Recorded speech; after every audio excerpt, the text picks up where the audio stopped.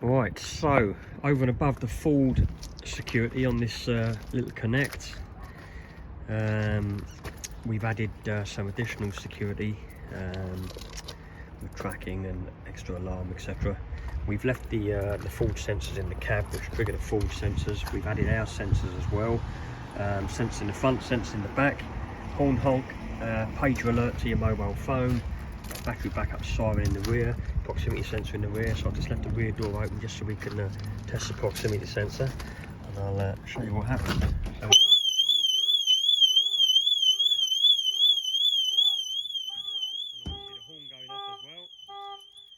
find the key now to turn that off.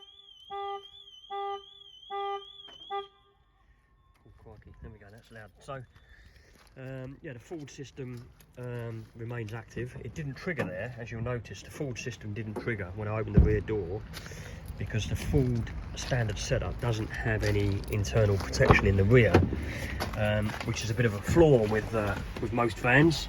It only works if you actually unlatch one of the door contacts.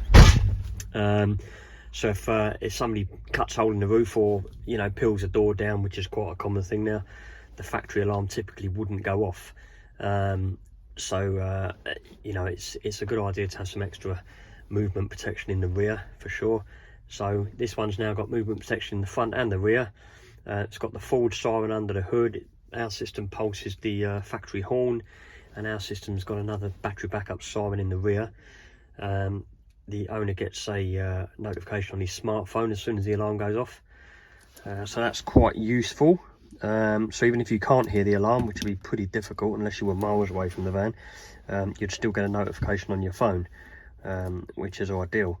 So for this or any other vehicle security requirements, give us a shout, or hook up on our socials. Just look for AutosparxTrack, and let's see what you got. Let's see what you need us to do for you.